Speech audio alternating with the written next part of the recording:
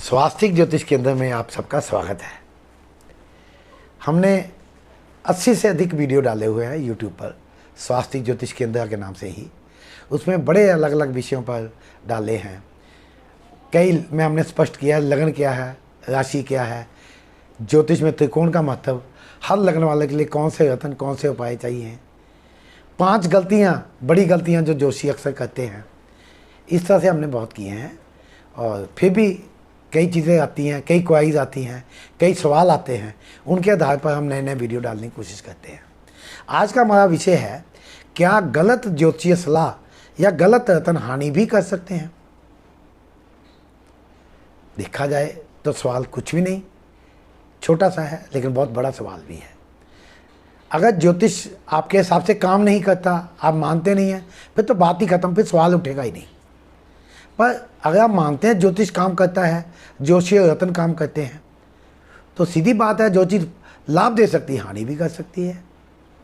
हम एक वीडियो में बता चुके हैं कि स्वामी योगानंद परमहंसा ने ऑटोबायोग्राफी ऑफ ए योगी, जो दुनिया की सबसे ज़्यादा प्रसिद्ध, मशहूर और पॉपुलर बुक्स में थी, उसमें स्पष्ट किया है कि एक ही चीज़ भाग्य में थोड़ा परिवर्तन ला सकती है, वो है सही ज्योतिषीय रत्न। जिन्होंने किताब पढ़ी हुई उन्होंने भी इस लाइन की तरफ ध्यान नहीं दिया हुआ है, उन्होंने उदाहरण भी एक दिया हुआ है। तो लाभ दे सकते हैं तो हानि तो दे ही सकते हैं। मैं 2 उदाहरण छोटे से बताऊंगा, बात लंबी नहीं खींचूंगा। एक व्यक्ति हमारे पास आज से लगभग 1.5 साल पहले ज्योतिषीय सलाह के लिए आया। उनका तुला लगन था, उम्र ज़्यादा नहीं थी, शायद 30-35, 40 भी नहीं थी, 30-35 भी नहीं थी, 30-35 के करीब होगी। उन्होंने जब बताया कि उनकी दोनों किडनियाँ फेल हो चुकी हैं, स्वास्थ्य की और कई संबंधी परेशानियाँ बताई, और जब काम धंधा नहीं है तो आर्थिक परेशानियाँ वैसे भी कुछ थी, इसके कारण दवाइयों पे खर्च अलग और काम धंधा हो नहीं। बड़ा मन खराब हुआ। अब हमारी बस में तो दुनिया में बहुत दुख हैं, पर पता नहीं क्या उस नौजवान की, जब मैंने ज्योतिष सलाह के लिए आया, मैंने सलाह दी, मन थोड़ा दुखी हुआ और बाद में भी मुझे कई महीने तक डिस्टर्ब करता रहा। उसका तुला लगन था और उसने, जब हम जानकारी मांगते हैं, सलाह देते हैं, तो हम पूछ लेते हैं कौन कौन से रत्न पहने हुए। उसने कहा मैंने पुखराज पहना हुआ है। मैंने कहा तुला लगन में पुखराज आपने पहना हुआ है? क्योंकि हमने कई वीडियो में स्पष्ट किया है, अपने फेसबुक पेज जो स्वास्तिक ज्योतिष केंद्र में है उसमें लिखते रहते हैं कि 3, 7वें और 11वें भाव के स्वामी का रत्न कभी नहीं पहनना चाहिए। अब 6ठे का भी आमतौर पे तो नहीं, कुछ परिस्थितियों में पहना जाता है, खैर इस वक्त वो स्पष्ट नहीं कर पाएंगे। अब तुला लगन में गुरु जो है 3 और 6ठे घर का स्वामी है, तो उसका पुखराज पहना हुआ था। मैंने कहा भी पहले बात तो यह है, इसको उतारो। हम आपको तुला लगन में शनि, शुक्र, बुध, राहु और केतु आपके सहायक ग्रह हैं। वो व्यक्ति चौंका, राहु सहायक ग्रह है, शनि सहायक ग्रह है। मैं कहा बिल्कुल, तुला लगन में शनि योग का ग्रह है, राहु और केतु इसके मित्र हैं, शुक्र और बुध भी इसके मित्र हैं। कहता मैं तो शनि को जो छाया दान कर रहा हूँ कई साल से, और पीपल के नीचे दिया जलाता हूँ, और शनि को उड़द साबुत दान करके आता हूँ, सरसों का तेल दान करता हूँ। फिर मैंने कहा आपको लाभ क्या हुआ? खैर उसको मैंने बताया कि सूर्य, चंद्र, मंगल और गुरु आपके बाधक ग्रह हैं या शत्रु ग्रह हैं, इनका रत्न नहीं पहनना है, इनके उपाय करने हैं। अरे किले के जिस गेट पे अटैक होना है, जिस फाटक पे अटैक होना है, उसको तो तुमने खुला छोड़ा हुआ है। और जो आपके सहायक ग्रह, जहाँ मित्र सेनाएं खड़ी हैं आपकी बाहर, मित्र खड़े हैं, उनके ऊपर आपने फौज तैनात की हुई है। तो उसको मैंने ये सूर्य, चंद्र, मंगल, गुरु के उपाय बताए, और मैंने उसको हीरा या उपल और नीलम तुरंत धारण करने की सलाह दी। लेकिन अगर आर्थिक सामर्थ्य ना हो तो मैंने कहा अकेला ओपल ही पहन लो, क्योंकि 600-800 में भी एक ओपल अच्छा आ जाता है, 8-10 रत्ती का। तो मैंने कहा आपके स्वास्थ्य के लिए जरूरी है, वरना मैं जोर ना देता, उधर उपाय करो, क्योंकि पोजीशन क्रिटिकल थी। उसने शुरू किया, उसने किसी तरह से नीलम तो नहीं, शायद नीली पहन लिया और ओपल पहन लिया। तो मैं उसके बारे में सोचता रहता था। अचानक उसका कुछ महीने बाद संदेश आया, कहता गुरुजी आपने बिल्कुल ठीक कहा था। आपके जब टेस्ट डिटेल करवाए, बहुत डिटेल में टेस्ट हुए, तो डॉक्टर ने कहा तुम्हारी दोनों किडनियाँ ठीक हैं। मेरे तो मन को ऐसा लगा जैसे किसी अपने बड़े सगे संबंधी के लिए खुशखबरी आई हो। बहुत अच्छा लगा मुझे, क्योंकि उसकी प्रति मुझे बहुत सहानुभूति हो गई थी और धीमे धीमे उसका सुधार हुआ।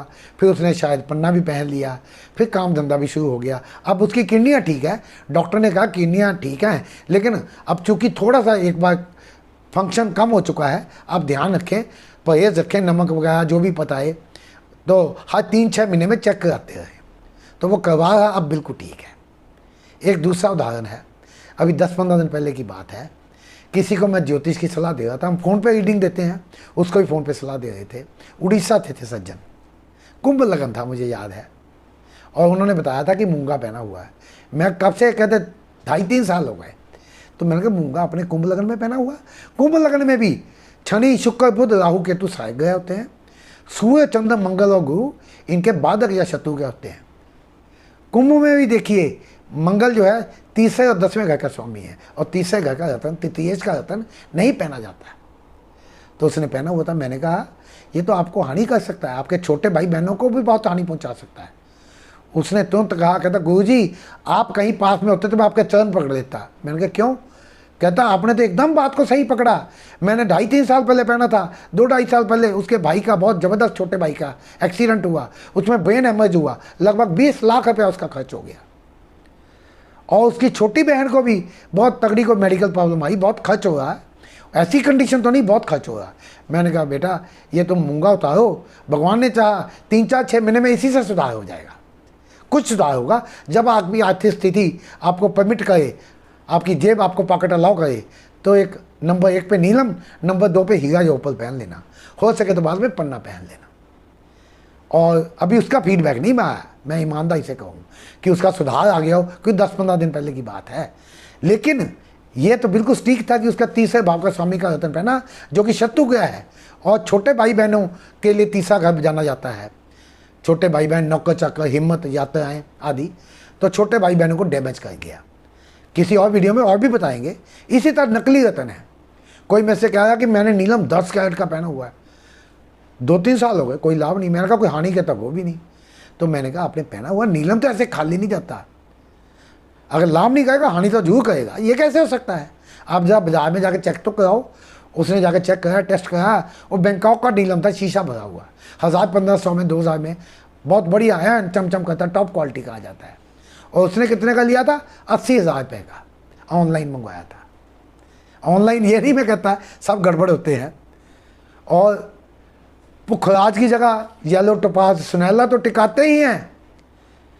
एक मार्का आता है, बहुत ही सस्ता होता है, ऐसा चमचम करता, चमकता सोने की तरह। वैसा पुखराज शायद 5-7 लाख में भी ना मिले। वो आता कितना है? 20-50-100 रुपये का। अब शीशा भरा। अच्छा मूंगे की तो पूछो ही मत। मूंगा एक समुद्री लकड़ी टाइप होता है, लकड़ी के छोटे छोटे बड़े सुंदर कैप्सूल, तिकोने पीस काट के उसके बाद लाल पेंट ऐसा किया जाता है, चमचम करता है, नारंगी, लाल, ऑरेंज, रेड, जैसा चाहो, एन अनार की तरह दमकता है। लेकिन लकड़ी है, क्या काम करेगी, क्या बताएं। फिरोजा और मूंगा तो बहुत ही नकली हैं। वैसे तो आप रतन महंगे हो गए, अब इससे तो ना ही पहनो, नकली का क्या फायदा। और जरकन तो नकली वाली बात ही नहीं, वो बनाया जाता है अमेरिकन डायमंड। लोग कहते हैं, पता नहीं नेट पे कई जगह लिखा है हीरे से ज़्यादा प्रभावी है जरकन। हमारा एक वीडियो है जिसमें हमने फिरोजा, ओपल, जरकन के बारे में बताया हुआ, आप देखें। अगर पहनना है तो सही सलाह लें, सही रतन पहने। आप 10-20-50 लाख रुपया या 2-4 हज़ार भी रतनों के ऊपर खर्च कर रहे हैं, लेकिन 100-200, 400, 500 खर्च करके किसी ढंग से जोशी से सलाह तो ले लें कि आपको पहनना क्या है। और जो लें ना पहनो कोई बात नहीं। तुम अगर मुझको ना चाहो तो कोई बात नहीं, किसी गैर को चाहोगी तो मुश्किल होगी। एक राज कपूर की फिल्म का गाना है, आप रतन ना पहनो चल जाएगा, लेकिन गलत रतन पहनोगे हानि करेगा। ये आप ध्यान रखना। धन्यवाद।